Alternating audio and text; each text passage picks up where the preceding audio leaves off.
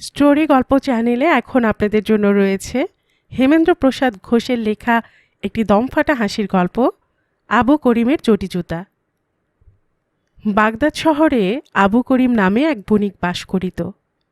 সে অতিশয় কৃপণ ছিল, এমনই কৃপণ যে তাহার শরীরের একখানি হাড় খুলিয়া লও সে দিতে পারে, কিন্তু একটি পয়সা সহজে দিতে পারে না। অর্থ তাহার প্রাণের অপেক্ষা প্রিয়। লোকে বলিত, আবু করিমের অনেক টাকা আছে।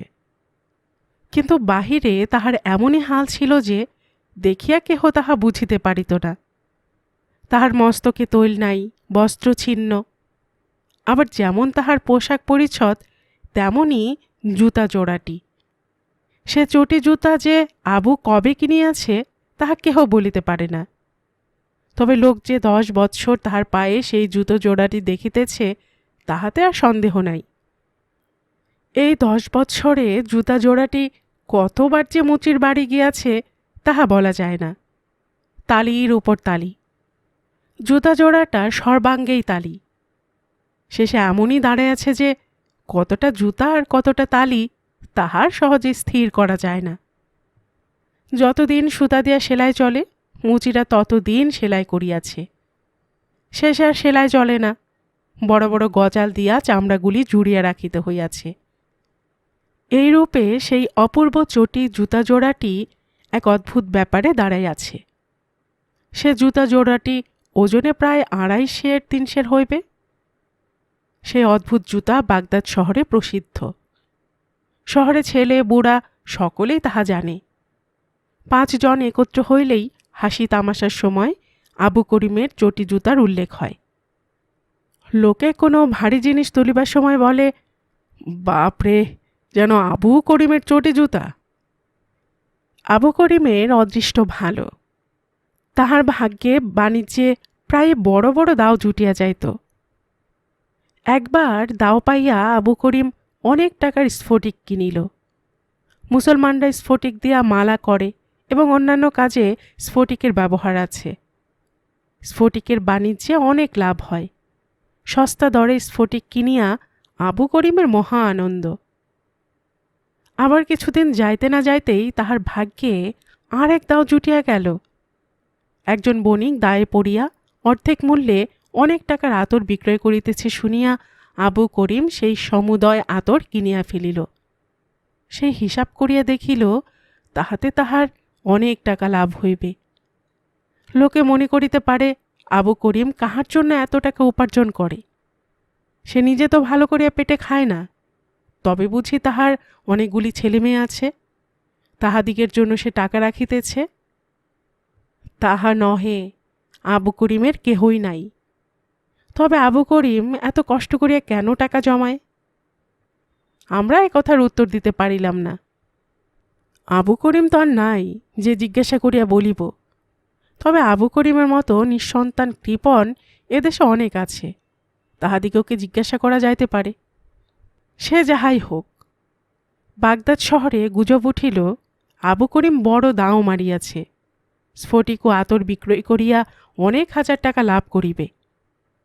তখন পথে ঘাটে লোক করিমকে ধরিতে লাগিল, বলে, করিম মিয়া, এত বড় দাও পাইলে বন্ধুদিগকে একদিন খাওয়াও। করিম সে কথায় কান দেয় না, হাসিয়া উড়াইয়া দেয়, বলে, কোথায় দাও, কিছুই নহে। তবে করিম একটা কাজ করিল। সে অনেক দিন স্নান করে নাই। এই দাওটা পাইয়া ভাবিল প্রকাশ্য স্নানাগারে যাইয়া 1 আনা ব্যয় করিয়া স্নান করিয়া আসিবে। ইরাক দেশে সাধারণের জন্য অনেক স্নানাগার আছে, তাহাকে টার্কিশ বাথ বলে। তথায় কেহ স্নান করিতে যাইলে ভালো করিয়া তাহার গা টিপিয়া গরম জলে স্নান করাইয়া দেয়। আবু করিম চটি জোড়াটি পায়ে দিয়া খোঁড়াইয়া খোঁড়াইয়া স্নানাগারে যাইতেছে। এমন সময় পথে এক বন্ধুর সহিত সাক্ষাৎ হইল। বন্ধু বলিলেন, করিম মিয়া, এ জুতা জোড়াটা আর পায়ে দেওয়া ভালো দেখায় না। জুতার গজালের জ্বালায় তো খোঁড়াইয়া চলিতেছেন। জুতার অপেক্ষা কি পা মূল্যবান নহে? একজোড়া নতুন জুতা কিনুন। করিম হাসিয়া বলিল, অপব্যয় করা ভালো নহে। এ জোড়াটা এখনো অনেক দিন যাইবে। স্নানাগারে আসিয়া আবু করিম জুতা জোড়াটি দাঁড়ে রাখিয়া স্নানের ঘরে প্রবেশ করিল। স্নানের পর বাহির আসিয়া করিম দেখিল যে স্থানে তাহার জুতা জোড়াটি ছিল সেই স্থানে এক জোড়া সুন্দর নতুন জুতা রহিয়াছে। করিম মনে করিল এ নিশ্চয়ই সেই বন্ধুর কার্য। সে ভাবিল, ভালোই, বিনা ব্যয়ে একজোড়া নতুন জুতা পাওয়া গেল, বেশ তো। সে নতুন জুতা জোড়াটি পায়ে দিয়া ঘরে গেল। এদিকে এক বিপদ উপস্থিত। সে জুতা জোড়াটি বাগদাদ শহরের একজন ধনীর। তিনি স্নান করিতে আসিলে তাহার ভৃত্য আবু করিমের ছেঁড়া জুতা জোড়াটি ঘৃণায় দূরে ফেলিয়া সেই স্থানে তাহার প্রভুর জুতা রাখিয়াছিল। বেচারা আবু জুতা চুরির অপরাধে ধৃত হইল। সে আপনাকে নিরপরাধ প্রমাণিত করিবার জন্য অনেক কথা বলিল, কিন্তু কাজী তাহার কোনো কথাই বিশ্বাস করিলেন না। বিচারে তাহার জরিমানা হইল। কাজীর পেয়াদা তাহার নিকট হইতে সেই নতুন জুতা জোড়াটি কাড়িয়া লইল ও তাহার পুরাতন জুতা তাহাকে দিল। জরিমানা দিয়া গৃহে ফিরিয়া আবু করিম মনে করিল, এই লক্ষ্মী ছাড়া জুতা জোড়ার জন্য আমার জরিমানা হইল, অতএব এ জুতা আর রাখিব না। ইহা ভাবিয়া আবু সে জুতা জোড়াটা আপনার গৃহের নিম্নে প্রবাহিত টাইগ্রিস নদীর জলে নিক্ষেপ করিল। আবু করিমের চটি জুতা 3 সের ভারী, যেমন জলে পড়া অমনি পাথরের মতো ডুবিয়া গেল। পরদিন জেলেরা মাছ ধরিতে আসিয়া সেই ঘাটে যেই জাল ফেলিল অমনি জালটা খুব ভারী বোধ হইল। একে আবু করিমের চটি জুতো, তাহাতে একদিন এক রাত্রি জলে ভিজিয়াছে।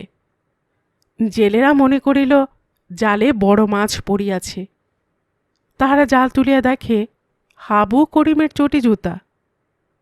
যে জাল টানিতেছিল সে বলিয়া উঠিল, ওরে ভাই, এ যে আবু করিমের সে চটি জোড়াটা, লক্ষ্মী ছাড়া জুতা ফেলিবার আর জায়গা ছিল না।